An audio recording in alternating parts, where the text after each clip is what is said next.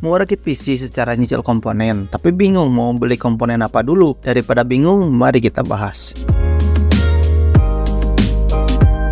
Di video kali ini kita akan membahas komponen apa dulu yang harus kita beli ketika kita merakit PC secara nyicil. Sebelum masuk ke urutannya, disclaimer dulu. Untuk urutan kali ini tidak harus sama seperti kami, tapi urutan kali ini adalah urutan yang kami buat sesuai dengan pengalaman kami dan sudah kami praktekkan di beberapa rakitan PC. Sebelum kalian menentukan urutannya, ada 4 hal yang harus kalian perhatikan dulu sebelum merakit PC. Yang pertama, kalian harus menentukan dulu tujuan merakit PC itu untuk apa. Misalkan untuk gaming, untuk sekolah, untuk office, atau hanya untuk nonton film saja. Karena setelah kalian menentukan tujuannya untuk apa, nanti kalian bakalan ada gambaran untuk menentukan total budgetnya berapa. Yang kedua, kalian harus menentukan dulu total budget untuk merakit PC. Karena kalau kalian sudah menentukan total budget, nanti kalian bakalan ada gambaran dengan budget sekian, kalian bakalan dapat PC dengan spesifikasi dan komponen seperti apa. Misalkan kalian ada budget 7 juta, kalian cari dulu rakitan PC 7 juta bakalan dapat spesifikasi yang bagaimana dengan komponen apa aja. Kalau dirasa sudah cocok, kalian dapat menuliskan komponen apa saja yang dipakai, yang nantinya kalian akan urutkan komponennya apa dulu yang akan kalian beli. Yang ketiga, apakah nantinya ada opsi upgrade atau tidak. Biasanya jika kalian merakit PC dengan budget 3 juta ke bawah, biasanya tidak terlalu memikirkan opsi upgrade.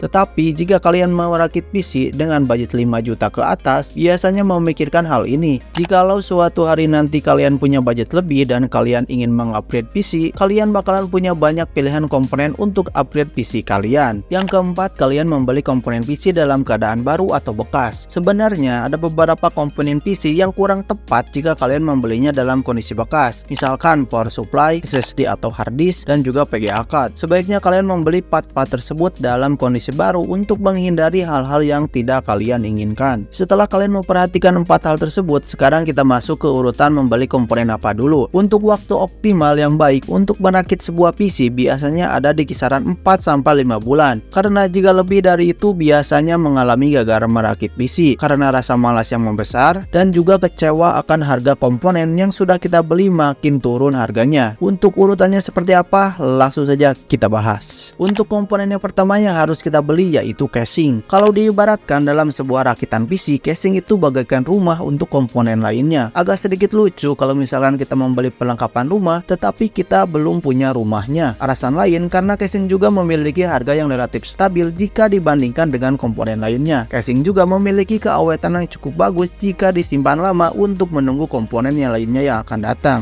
Setelah kita membeli casing, kita dapat menentukan warna temanya seperti apa. Untuk warna tema rakitannya biasanya mengikuti selera kalian atau mengikuti warna dari casing yang kita beli. Kita juga bisa menentukan mau rakit PC ATX, micro ATX, atau mini ATX. Kalian bisa sesuaikan dengan ukuran casing yang kalian beli. Sedikit tips setelah kalian membeli casing, kalian boleh mengeluarkan casing tersebut di dalam kardusnya dan simpan di atas meja supaya kalian dapat lebih bersemangat lagi untuk merakit PC. Biasanya kalau kita sering melihat casing yang kosong, keinginan untuk mengisi casing tersebut bakalan naik dan kita bakalan semangat untuk merakit PC idaman kita. Komponen selanjutnya yaitu power supply. Sama seperti casing, power supply memiliki harga yang relatif stabil dan tidak berubah-ubah. Kita juga harus membeli terlebih dahulu power supply karena jika kita membeli power supply belakangan, kemungkinan kita akan membeli power supply dengan uang sisa setelah membeli komponen lain. Sebaiknya kita hindari membeli power supply dengan uang sisa dengan tujuan untuk membeli power supply yang lebih bagus dan lebih proper. Kita juga harus membeli power supply yang bagus dengan tujuan supaya komponen yang kita punya bisa lebih awet. Kalian harus memilih power supply yang sudah memiliki sertifikasi 80+.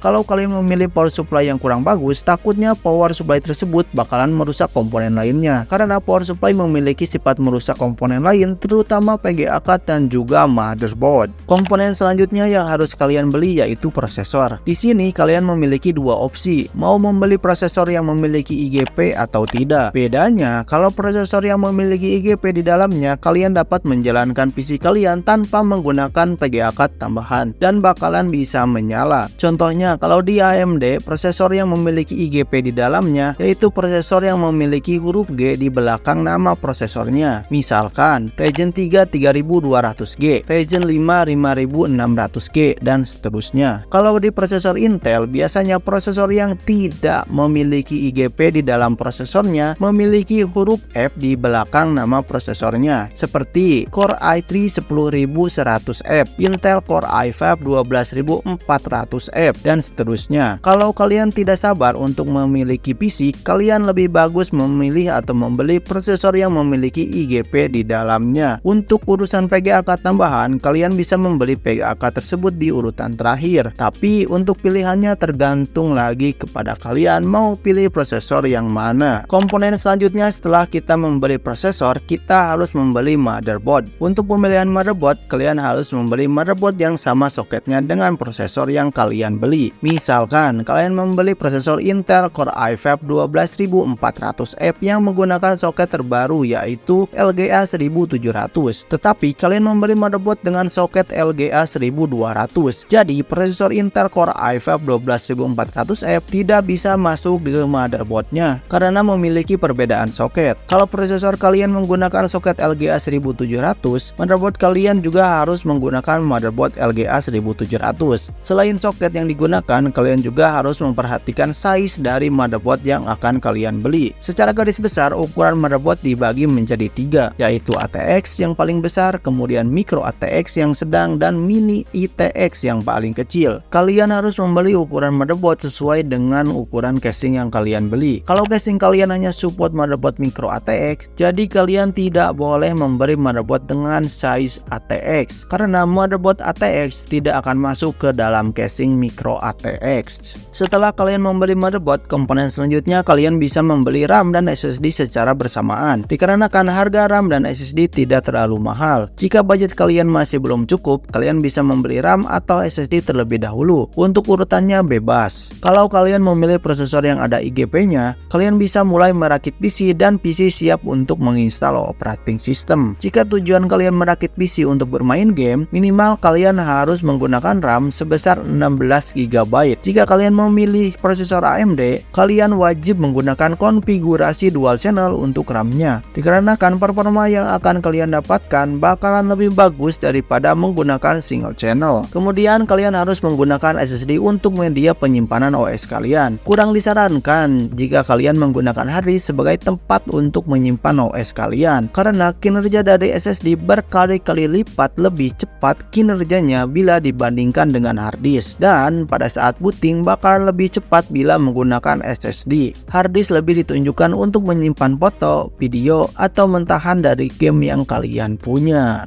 Sebelum masuk ke komponen yang terakhir, kalian bisa memberi peribahasa dulu di fase ini, seperti mouse, keyboard, speaker, atau yang lainnya. Tapi untuk ini opsional ya, tergantung dari keputusan kalian. Untuk komponen yang terakhir yaitu PGA card. Kenapa PGA card di urutan terakhir? Karena biasanya PGA card yang paling mahal dan juga harganya yang paling tidak stabil. Kalau saat video ini dibuat, harga dari PGA card cenderung sedang turun. Tips untuk membeli PGA card, kalian bisa menyisihkan uang gajian kalian selama 2 bulan, karena biasanya menyisihkan uang 1 bulan gaji belum cukup untuk membeli PGA card. Untuk pilihan PGA card selalu sesuaikan dengan kebutuhan kalian dan sesuaikan dengan budget kalian. Dirasa kalian membutuhkan PGA card yang kencang, kalian bisa melirik seri RTX dari Nvidia dan seri RX 6000 dari AMD Radeon. Untuk kalian yang masih baru merakit PC, disarankan kalian membeli PGA card yang baru ketimbang PGA card yang bekas. Untuk harga PGA card baru di zaman sekarang sudah banyak yang terjangkau, seperti RX 6600 dari AMD yang mampu melibas game-game di resolusi 1080p dengan settingan high dengan sangat mudah, dan bisa menjalankan game-game di resolusi 1440p dan bahkan 2K dengan beberapa catatan. Kalau budget kalian hanya cukup membeli PGA card bekas, sebaiknya kalian bertanya atau belajar terlebih dahulu kepada orang yang tahu tentang PGA card bekas.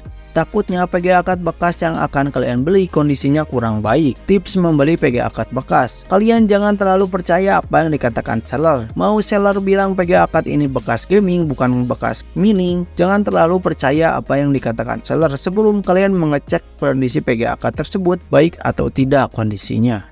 Seperti itulah urutan dalam menentukan komponen apa dulu yang harus kalian beli ketika kalian ingin merakit PC secara nyicil versi Kipotek. Untuk kalian yang punya rencana dan keinginan untuk merakit PC, semoga dilancarkan dan semoga disegerakan. Amin. Jika kalian belum bisa merakit PC sendiri, kalian bisa mencari jasa rakit PC di daerah kalian, atau kalian bisa juga kirimkan komponen PC-nya kepada kami untuk kami bantu rakitkan dan kami bantu instalkan. Oke, sekian dulu video kali ini. Kalau ada yang masih belum jelas dan masih ada yang ingin kalian tanyakan, kalian bisa langsung saja tulis di kolom komentar. Jika kalian juga ada request konten apa yang ingin kami buatkan, kalian juga bisa tulis di kolom komentar. Nanti akan kami buatkan. Oke, jangan lupa tekan tombol like, comment, share, dan juga subscribe. Dan jangan lupa bagikan ke teman-teman kalian untuk mensupport channel ini terus berkembang. Dan teman-teman kalian juga tahu akan adanya channel ini. Oke, sampai jumpa di next video. Bye bye.